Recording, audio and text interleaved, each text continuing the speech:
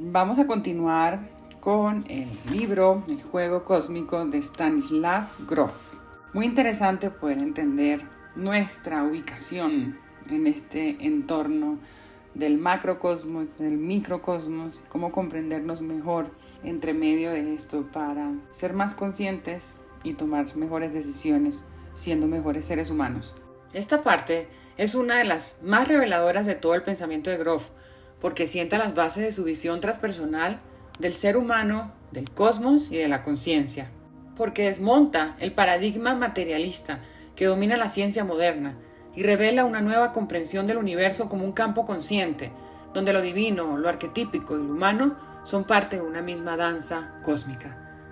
En esta sección Grof muestra que el ser humano vive dentro de un juego cósmico, donde la conciencia no es un producto del cerebro, sino la esencia de toda la existencia.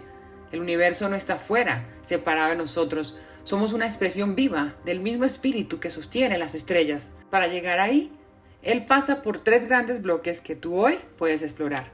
La visión materialista y sus límites. Grof comienza criticando la visión científica tradicional que dice que todo lo que existe es materia. La conciencia surge del cerebro como un efecto secundario. Lo espiritual, lo místico, lo trascendente son ilusiones. Esta forma de pensar nos ha hecho creer que estamos separados del universo, que somos un accidente biológico en un cosmos sin sentido. Pero Grof, tras décadas de investigación con estados ampliados de conciencia, vio que esta idea ya no encaja con la experiencia humana ni con los descubrimientos de la física cuántica, la biología y la psicología profunda. Sus retos de la investigación de la conciencia a través de experiencias de miles de personas en respiración holotrópica o psicoterapia profunda, Grof comprobó que la conciencia puede existir más allá del cuerpo. Las personas pueden acceder a recuerdos, símbolos y planos transpersonales que la ciencia materialista no puede explicar, y hay una inteligencia subyacente que guía los procesos de sanación, sincronía y transformación interior. Esto lleva a una pregunta esencial: ¿y si el universo no produce la conciencia, sino que la conciencia produce el universo? Ahí se rompe el paradigma. El cerebro no sería el creador de la mente, sino su receptor o traductor. Además, Grof retoma ideas de las tradiciones antiguas, como el animismo, el hermetismo, las filosofías orientales, y dice: el universo no es una máquina, sino un ser vivo lleno de alma y propósito. Todo está conectado por un campo de conciencia donde la energía, la materia y el espíritu son distintas manifestaciones de una misma esencia. Esto nos devuelve algo que la modernidad nos quitó: el sentido sagrado de la vida. Nada está vacío, nada está muerto. Cada átomo vibra con el mismo pulso divino que tú. Ahora bien, acerca del mundo de los dioses y los demonios, cuando entramos en estados expandidos, emergen fuerzas simbólicas que se han representado en todas las culturas, como dioses, demonios, héroes. Esas figuras son realidades psíquicas profundas, no simples fantasías. Son las energías arquetípicas del alma universal, las que Jung luego explicará como estructuras del inconsciente colectivo. Grof lo describe como entrar en el teatro interior del cosmos, donde el alma humana se reencuentra con los poderes que la habitan. Así es como nos enseñaron a creer que el universo es una máquina, que todo lo que existe es materia y que la conciencia es un accidente del cerebro. Pero, ¿y si es al revés? ¿Y si la conciencia es la raíz de todo lo que existe? En el juego cósmico, Stanislav Grof nos muestra que el alma humana no está separada del cosmos. Somos una expresión de la misma inteligencia que mueve las galaxias, una chispa del espíritu que da vida a la totalidad. Cuando entramos en estados profundos de conciencia, lo entendemos sin palabras. El universo está vivo y todo vibra con propósito.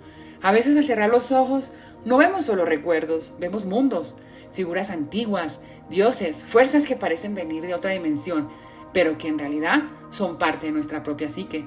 No son fantasías, son símbolos de algo más grande que quiere integrarse en nosotros. Grof dice que cuando la ciencia deja de vernos como máquinas y empieza a reconocernos como almas, recuperamos el sentido de estar aquí. Participar conscientemente en el juego del espíritu. Por eso, antes de pasar al capítulo de Jung, necesitamos comprender esto: que el alma humana no está loca cuando sueña con dioses o demonios, sino que está despertando a su propia naturaleza cósmica. Cosmos, conciencia y espíritu. A medida que progresemos y despertemos el alma que está en nosotros y en todas las cosas, nos daremos cuenta de que hay conciencia también en la planta, en el metal, en el átomo, en la electricidad, y en todas las cosas que pertenecen a la naturaleza física. Sri Aurobindo, la síntesis del yoga. La diferencia entre la mayoría de las personas y yo es que para mí los muros divisorios son transparentes. Carl Jung, Memoria, Sueños y Reflexiones. Vamos pues, la visión del mundo de la ciencia materialista. Según la ciencia occidental, el universo es un conjunto enormemente complejo de partículas materiales que se ha creado esencialmente a sí mismo. La vida, la conciencia y la inteligencia son insignificantes y más o menos recién llegados accidentales a la escena cósmica.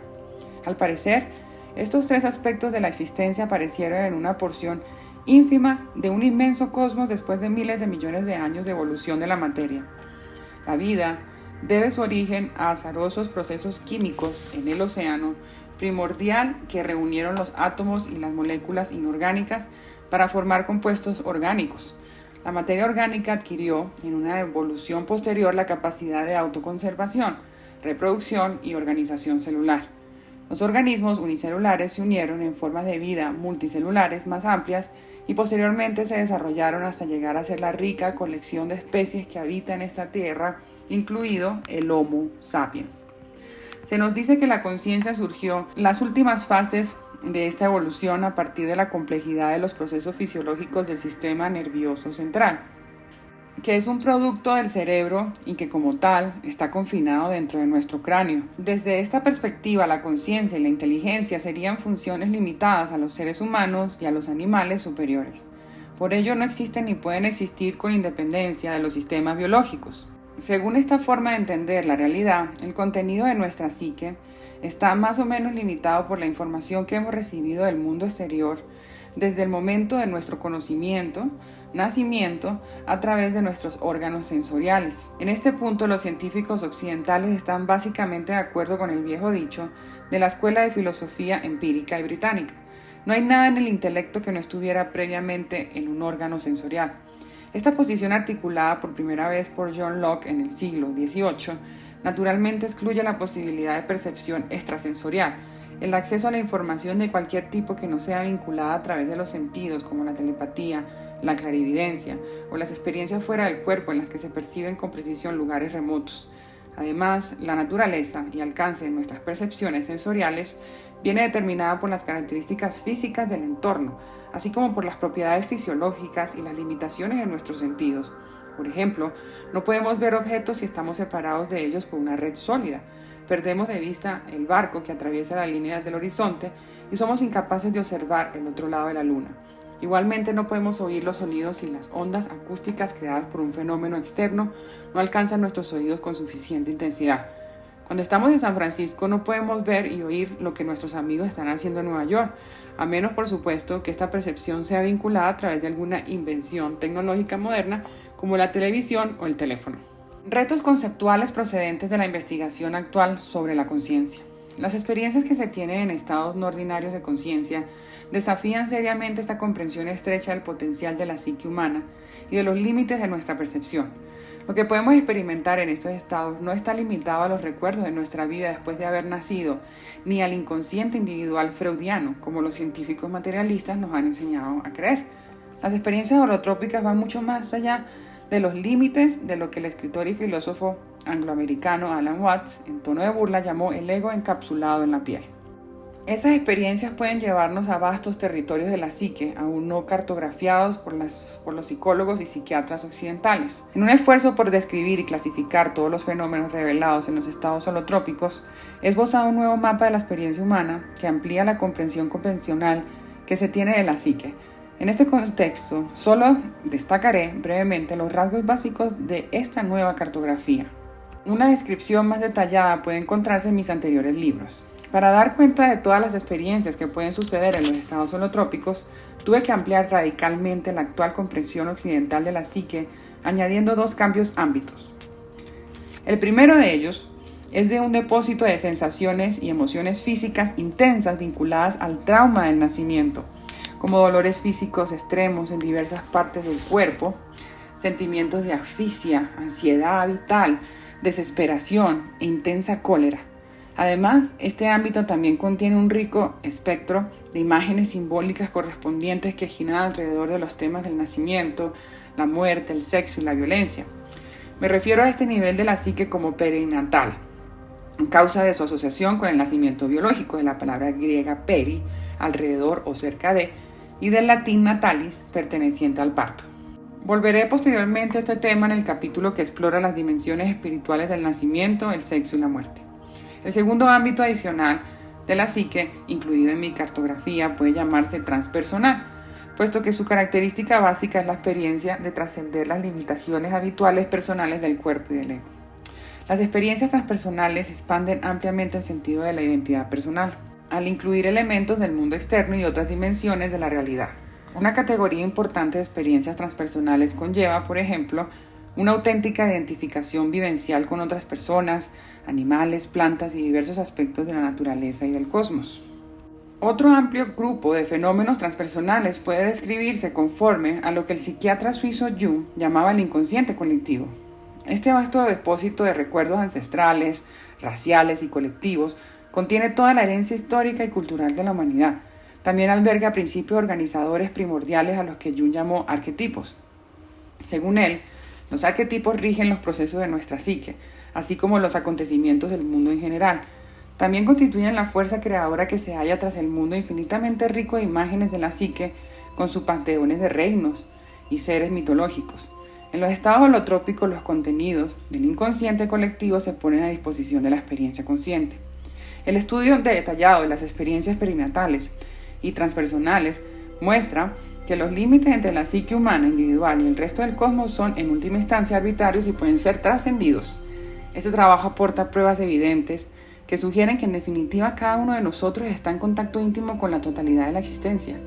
Esto significa en la práctica que cualquier cosa que podamos percibir como objeto en nuestro estado ordinario de conciencia puede también encontrar una experiencia subjetiva correspondiente cuando estamos en un estado holotrópico. Además de todos los elementos del mundo material a lo largo y ancho del ámbito del espacio y del tiempo, también podemos experimentar diversos aspectos de otras dimensiones de la realidad, como seres arquetípicos y territorios mitológicos del inconsciente colectivo. En los estados holotrópicos podemos revivir con un extraordinario detalle todas las etapas de nuestro nacimiento biológico, recuerdos de la existencia prenatal e incluso un registro celular de nuestra concepción. Las experiencias transpersonales pueden hacer surgir episodios de las vidas de nuestros antepasados inmediatos o remotos, o introducirnos en el reino del inconsciente racial y colectivo. También pueden hacernos acceder a episodios que parecen ser recuerdos de previas encarnaciones, o incluso vestigios de las vidas de nuestros antepasados animales. Puede que tengamos una identificación plenamente consciente con otras personas, grupos de personas, animales, plantas e incluso objetos y procesos inorgánicos. Durante dichas experiencias podemos obtener una información totalmente nueva y precisa sobre diversos aspectos del universo, incluidos datos que probablemente no hubiéramos podido adquirir a lo largo de nuestra vida actual a través de canales ordinarios. Cuando hemos vivido con suficiente profundidad la experiencia de estas dimensiones que están escondidas a nuestra percepción cotidiana, es bastante común que experimentemos profundos cambios en nuestra comprensión de la existencia y de la naturaleza de la realidad. Desde el punto de vista metafísico, la comprensión profunda más fundamental que obtenemos es el darnos cuenta de que el universo no es un sistema autónomo que haya evolucionado como resultado de una relación mecánica de las partículas materiales. Descubrimos que es imposible tomar en serio el postulado básico de la ciencia materialista que afirma que la historia del universo es simplemente la historia de la evolución de la materia, y esto porque hemos tenido la experiencia directa de las dimensiones divinas, sagradas o luminosas de la existencia de una forma muy honda y convincente.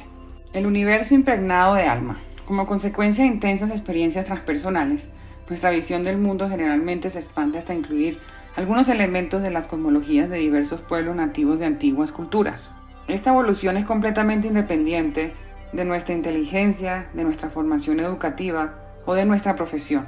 Las experiencias auténticas y convincentes de identificación consciente con animales, plantas o incluso objetos y procesos inorgánicos facilitan la comprensión de las creencias de las culturas animistas que ven el universo entero como un ser con alma.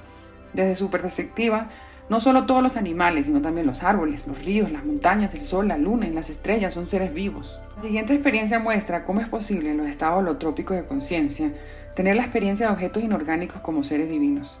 Es la experiencia de John, un estadounidense inteligente y culto, que tuvo una intensa experiencia de pérdida de su identidad cotidiana y una identificación consciente con una montaña de granito, cuando estaba acampando con sus amigos en Sierra Nevada a una gran altitud. Estaba descansando en una gran placa de granito con los pies metidos en una poza cuyas aguas caían en cascada montaña abajo. Disfrutaba del sol, absorbiendo sus rayos con todo mi ser. Cada vez estaba más relajado y sentía una profunda paz, más profunda de lo que nunca hubiera podido imaginar. El paso del tiempo se iba retardando gradualmente hasta que al final pareció detenerse. En aquel momento sentí el hálito de la eternidad. Poco a poco fui perdiendo la sensación de mis límites y me fundí con la montaña de granito. Todo mi parloteo y agitación internos se acallaron y fueron sustituidos por una calma absoluta. Sentí que había llegado. Estaba en el estado de descanso definitivo, en que todos mis deseos y necesidades estaban satisfechos y todas las preguntas quedaban respondidas. De repente me di cuenta de que aquella profunda e insondable paz tenía algo que ver con la naturaleza del granito. Por increíble que pueda parecer, sentí que me había convertido en la conciencia del granito. De repente entendí por qué los egipcios esculpían en granito estatuas de sus dioses y por qué los hindúes veían el Himalaya como la figura reclinada de Shiva. Era el estado imperturbable de conciencia a lo que rendían culto. Se necesitaban decenas de millones de años para que la superficie del granito se rompa por los repetidos asaltos del tiempo. Durante todos estos milenios, el mundo orgánico y efímero atraviesa incontables cambios. Las especies nacen, existen y desaparecen. Se fundan las dinastías, gobiernos y después son sustituidas por otras. Y miles de generaciones representan sus futiles dramas. La montaña de granito se alza allí como un testigo majestuoso, como una diosa inmóvil e inalterable de los acontecimientos. El mundo de los dioses y los demonios. Los estados holotrópicos de conciencia también pueden proporcionar profundas comprensiones internas de la visión del mundo de las culturas que creen que el cosmos está habitado por seres mitológicos y que está gobernado por diversos dioses bienaventurados o coléricos. En estos estados podemos tener acceso directo y vivencial al mundo de los dioses, demonios, héroes legendarios, entes suprahumanos y guías desencarnados. Podemos visitar el reino de las realidades mitológicas, de paisajes fantásticos y de moradas del más allá. Las imágenes de estas experiencias pueden proceder del inconsciente colectivo y pueden mostrar figuras y temas mitológicos de cualquier cultura de toda la historia de la humanidad. Profundas experiencias personales de este ámbito nos ayudan a darnos cuenta de que las imágenes del cosmos que se encuentran en las sociedades preindustriales no se basan en la superstición o en el pensamiento mágico primitivo, sino en experiencias directas de realidades alternativas. Una prueba particularmente convincente de la autenticidad de estas experiencias es el hecho de que nos pueden aportar una información nueva y precisa sobre diversos seres y ámbitos arquetípicos como cualquier otra experiencia transpersonal. La naturaleza, alcance y calidad de esta información suelen sobrepasar con mucho nuestro conocimiento intelectual previo en lo que se refiere a las respectivas mitologías.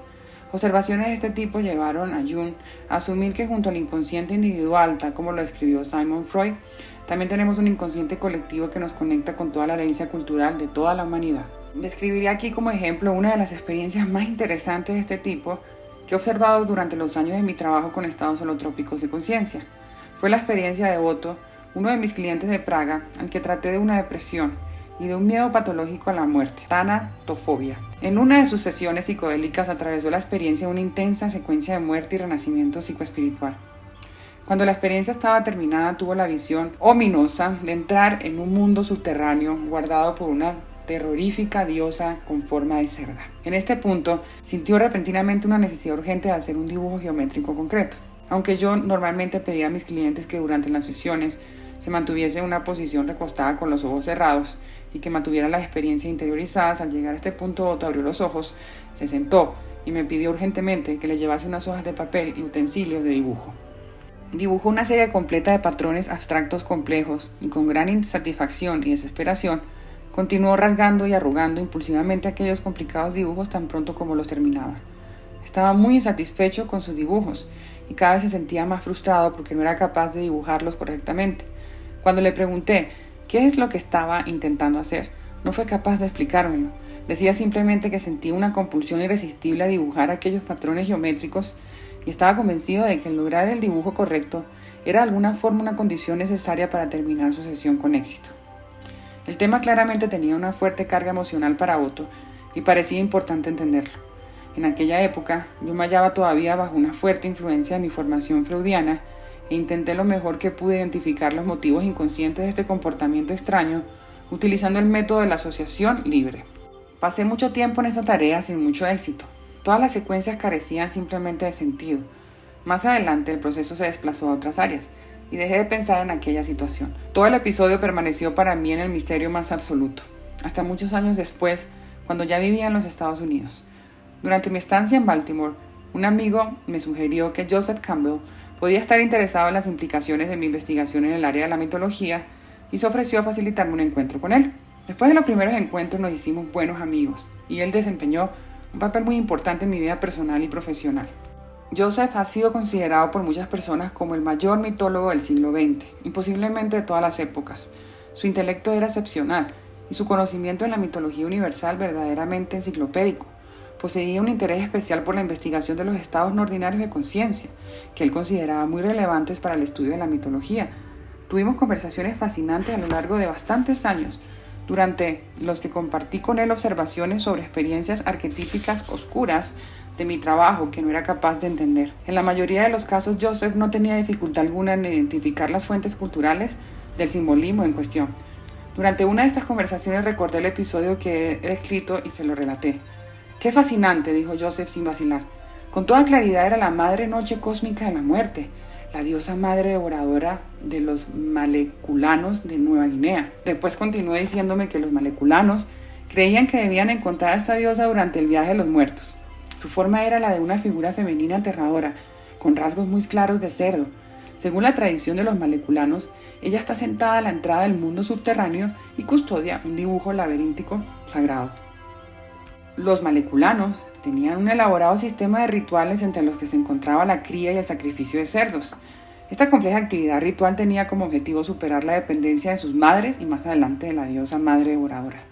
Los maleculanos pasaban una gran cantidad de tiempo practicando el arte del dibujo de laberintos, puesto que esta maestría era considerada esencial para viajar con éxito al más allá. Joseph, gracias a sus conocimientos lexicográficos, pudo resolver gran parte de este rompecabezas que había encontrado durante mi investigación.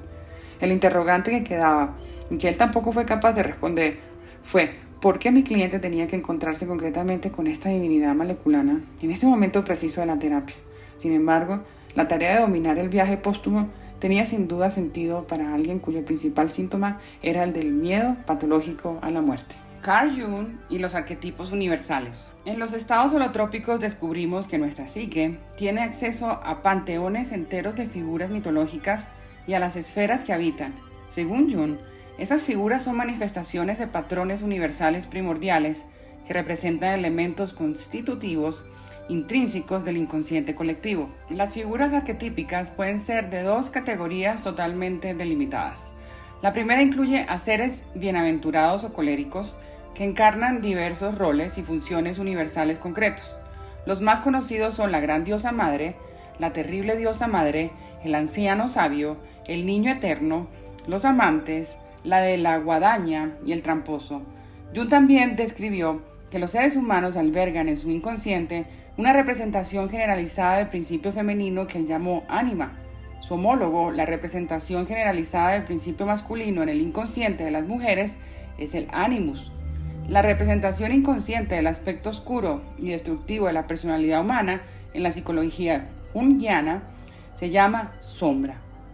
En los estados holotrópicos, todos estos principios pueden cobrar vida como complejas apariciones proteicas que condensan de una forma holográfica innumerables ejemplos concretos de lo que representan. Utilizaré aquí como ejemplo mi propia experiencia de un encuentro con el mundo de los arquetipos. En la secuencia final de la sesión tuve la visión de un gran escenario brillantemente iluminado, situado en algún lugar que estaba más allá del tiempo y del espacio. Tenía un hermoso telón adornado y decorado con diseños muy complejos que parecían contener toda la historia del mundo. Intuitivamente entendí que estaba visitando el teatro de la obra cósmica, que representaban las fuerzas que dan forma a la historia de la humanidad.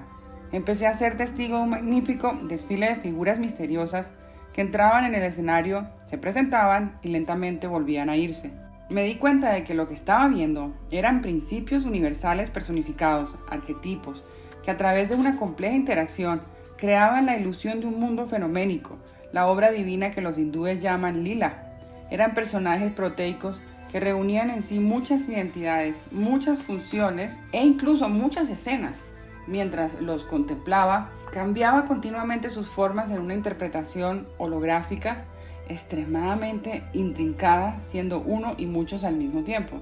Yo era consciente de que tenían muchas y diversas facetas, niveles y dimensiones de significado, pero no era capaz de centrarme en ninguna en particular. Cada una de aquellas figuras parecía representar simultáneamente la esencia de su función, así como las manifestaciones concretas del principio que representaban. Estaba Maya, la figura mágica y etérea que simboliza el mundo de la ilusión; Ánima, que encarna lo femenino eterno; el guerrero, una personificación de la guerra y de la agresión parecida a Marte; los amantes, que representan todos los dramas sexuales y aventuras románticas a lo largo de los siglos; la figura real del gobernante o emperador; el eremita retirado, el tramposo, burlador y elusivo, y muchos más. A medida que atravesaban el escenario, saludaban dirigiéndose a mí como si esperaran ser apreciados por su representación estelar en la obra divina del universo. Las figuras arquetípicas de la segunda categoría están representadas por diversas deidades y demonios relacionados con culturas, zonas geográficas y periodos históricos concretos. Por ejemplo, en lugar de la imagen generalizada y universal de la gran diosa madre, podemos tener la visión de una de sus formas culturales concretas, como la Virgen María, las diosas hindúes, Lakshmi y Parvati, la egipcia Isis, la griega Hera y otras muchas. Igualmente, ejemplos concretos de la diosa madre terrible podría ser, además de la diosa Maleculana, con forma de cerdo ya descrita, la diosa hindú Kali, la precolombina con cabeza de serpiente, Coatlicue, y la egipcia Sekhmet con cabeza de león. Es importante recalcar que estas imágenes no tienen por qué estar limitadas a nuestra herencia racial y cultural. Pueden salir de la mitología de cualquier grupo humano, incluso alguno del que nunca hemos oído hablar. En mi trabajo han sido particularmente frecuentes los encuentros o incluso la identificación con diversas deidades pertenecientes a diversas culturas que otros dioses mataban o que se sacrificaban a sí mismas y después volvían a la vida. Esas figuras que representan la muerte y la resurrección tienden a emerger espontáneamente cuando el proceso de autoexploración interna alcanza el nivel perinatal y adopta la forma de un renacimiento psicoespiritual. En este punto muchas personas tienen, por ejemplo, visiones de crucifixión o experimentan una identificación con la agonía de Jesucristo en la cruz. La emergencia de este tema en personas con un pasado euroamericano parece tener sentido a causa del importante papel que el cristianismo ha desempeñado en la cultura occidental a lo largo de muchos siglos. Sin embargo, también hemos visto muchas experiencias intensas de identificación con Jesús durante nuestros seminarios de respiración holotrópica realizados en el Japón y en la India. Sucedían en personas cuya cultura era budista, sintoísta o hindú. A la inversa, muchos anglosajones, esclavos y judíos se han identificado durante sus sesiones psicodélicas o de respiración holotrópica con Shiva o Buda, el dios resucitado Osiris, la diosa sumeria Inanna y las deidades griegas Perséfone, Dionisos, Atis y Adonis. Identificaciones ocasionales con la deidad azteca de la muerte y del renacimiento, Quetzalcóatl, la serpiente emplumada o uno de los héroes gemelos del Popol Vuh maya. Eran incluso más sorprendentes, puesto que estas divinidades aparecen en mitologías que en general no son conocidas en Occidente. Los encuentros con estas figuras arquetípicas fueron muy impresionantes y a medida aportaron una información nueva y detallada que no tenía nada que ver con el pasado racial, cultural y educativo, ni con el previo conocimiento intelectual de las respectivas mitologías. Dependiendo de la naturaleza de los dioses y diosas en cuestión, estas experiencias fueron acompañadas por emociones extremadamente intensas que iban desde el arrebato estático al terror metafísico paralizante. Las personas que tuvieron la experiencia de estos encuentros normalmente vieron estas figuras arquetípicas con gran sobrecogimiento y respeto como seres que pertenecían a un orden superior, estaban dotados de extraordinarias energías y poder y tenían la capacidad de moldear los acontecimientos de nuestro mundo material. Así pues, estos sujetos compartieron la actitud de muchas culturas preindustriales que habían creído en la existencia de dioses y demonios.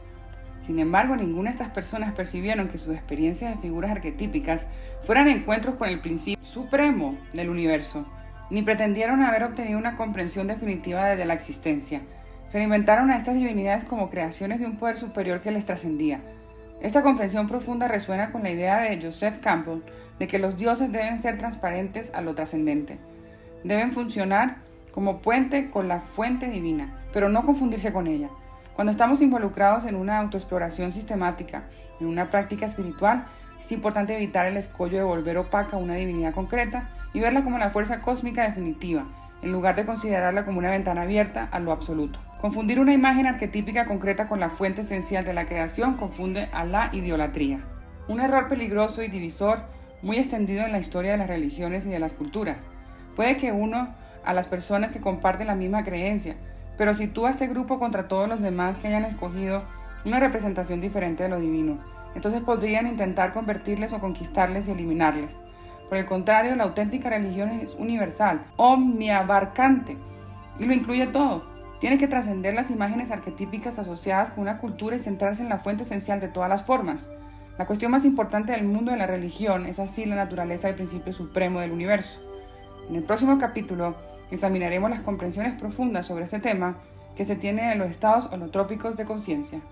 Y con respecto a esto me llama mucho la atención que han habido personas que se han sentido con estas experiencias, que entran en contacto con figuras, símbolos o escenas que no parecen personales, sino colectivas de dioses, demonios, serpientes, diosas, animales míticos, batallas cómicas. Entonces, al analizar esta parte del capítulo de Jung y los arquetipos universales, veo que Jung ha descubierto que estas imágenes forman parte del inconsciente colectivo, que es una capa profunda de la psique compartida por toda la humanidad, donde viven los arquetipos que son patrones universales de energía psíquica. Por ejemplo, tenemos el héroe, Cristo, Buda, Hércules, la madre, Isis, María, Pachamama, el sombrío o demoníaco, Lucifer, Kali, el dragón, el viejo sabio, etc. Lo que ocurre con estas experiencias, porque hay personas que me han dicho que estas figuras las han ahogado, o ellos se han elevado, o las han atacado, o a otras personas ellos han visto esto. Entonces, cuando una persona tiene una experiencia donde siente que algo la ahoga, la absorbe, o que está en lucha con una fuerza oscura o mitológica, Grof, el autor del libro, explica que esto no es literalmente una entidad externa atacándola, sino una manifestación arquetípica del inconsciente profundo emergiendo. Esto sucede cuando se activa una matriz perinatal o un arquetipo universal que simboliza la lucha entre vida y muerte, luz y sombra, ego y disolución. Por ejemplo, si hay ahogo o sofocación, suele estar ligado a la segunda matriz perinatal, que Grof describe como el momento en el parto donde las contracciones uterinas han comenzado pero el canal de salida aún no se abre. Es una vivencia de opresión, aprisionamiento y falta de aire. En la experiencia simbólica o arquetípica puede aparecer como ser tragado por una serpiente gigante, sumergirse en el océano, ser devorado o ahogado por una criatura. Si la persona se eleva después, eso corresponde a la liberación o el renacimiento simbólico, pasar de la muerte psíquica a una expansión del ser, de la oscuridad a la luz. En el sentido arquetípico y energético de la vivencia, estas figuras, dragones, demonios, diosas o monstruos, no son enemigos, sino energías psíquicas arquetípicas que representan fuerzas internas reprimidas o no integradas. Cuando emergen, lo hacen con intensidad física, porque el cuerpo es el canal por donde se libera la energía bloqueada. Por eso, algunas personas describen que se mueven, se sacuden, sienten asfixia o fatiga física. Incluso aparecen marcas o rasguños como resultado de una intensa descarga corporal de energía psíquica. Grof lo ve como parte de un proceso de purificación o catarsis, donde el cuerpo libera traumas acumulados de niveles biográficos, la vida actual, perinatales, nacimiento, y transpersonales arquetípicos. Entonces, en los estados ampliados de conciencia, a veces emergen energías arquetípicas que toman forma simbólica, como figuras mitológicas, batallas o seres que parecen amenazantes. Estas imágenes no son entidades externas, sino representaciones del inconsciente colectivo donde viven los patrones universales de la psique humana. Cuando una persona se siente ahogada o en lucha con algo invisible, puede estar reviviendo un proceso ancestral de muerte y renacimiento, una matriz perinatal donde el alma busca liberarse del sufrimiento y renacer en un nivel más profundo de conciencia. Es el alma enfrentando su propia sombra para recuperar su energía vital. Finalmente, tanto Jung como Grof coinciden en que no hay que temer estas imágenes, sino integrarlas. El peligro no está en la experiencia, sino en identificarse con ella o resistirla. Cuando se permite que la energía fluya y se comprende su simbolismo, lo que era aterrador se convierte en fuente de fuerza, sabiduría y expansión espiritual. Por eso, después de estas vivencias, muchas personas reportan sensación de alivio, renacimiento, mayor claridad espiritual, profunda compasión y conexión con la vida. Conclusión final. Todo lo que creemos ser, nuestro cuerpo, nuestras historias, nuestros miedos, no son más que las olas en la superficie de un océano infinito, la conciencia universal. Durante siglos, la ciencia nos enseñó a mirar el mundo como una máquina sin alma, y al hacerlo, nos olvidamos de lo sagrado que habita en cada respiración, en cada átomo, en cada mirada. Pero Grof nos recuerda que la vida no es un accidente biológico, sino una danza cósmica donde el espíritu juega a reconocerse a sí mismo. Cuando el alma humana se atreve a ir más allá del pensamiento lógico y del miedo a lo desconocido, descubre que no está separada del universo. Es el universo mirándose a sí mismo a través de nuestros ojos. Por eso, cuando entramos en esos estados de conciencia, donde sentimos que algo nos arrastra, nos ahoga o nos eleva, no estamos perdiendo el control, estamos siendo iniciados. El inconsciente, ese mundo donde viven los dioses, los demonios, los arquetipos y los símbolos, es el teatro del alma. No es fantasía, es la forma en que el cosmos nos habla. Cada sombra que enfrentamos, cada arquetipo que reconocemos, es una parte de la totalidad que quiere ser integrada, un pedazo de nuestra divinidad que pide volver al centro. Comprender eso transforma la manera en que vivimos, amamos y nos relacionamos con la realidad. Ya no vemos al mundo como algo muerto, sino como un organismo vivo lleno de alma. Ya no buscamos a Dios afuera, sino en el misterio que respira dentro de nosotros. Y entonces entendemos lo que Jung y Grof intentaron mostrarnos, que el viaje más profundo no es hacia las estrellas, sino hacia el interior del alma, donde el cosmos entero se refleja y se recuerda. Porque el espíritu no está allá arriba, está aquí, encarnado en ti, jugando el juego de ser humano. Bueno, muchísimas gracias por llegar hasta aquí. No se olviden de suscribirse a mi canal de YouTube. Aquí abajo encuentras más información sobre cómo te puedo seguir ayudando a trascender. Y nos seguimos viendo en un próximo video. Bueno, espero que este capítulo te haya fascinado, como a mí. Muy pendientes del próximo, por favor. Y si te gustó, dale like, compártelo con alguien. Ayúdame a seguir difundiendo esta información que es tan importante para nosotros poder vivir libres a nivel emocional y ser mejores seres humanos, porque el conocimiento nos da libertad. Y aquí estamos con el método Vivo para Ser Libre. Nos vemos en otro capítulo, pendientes por acá. Los amo. Gracias. Por aquí Vanessa Cárdenas, mentora del método Vivo para Ser Libre.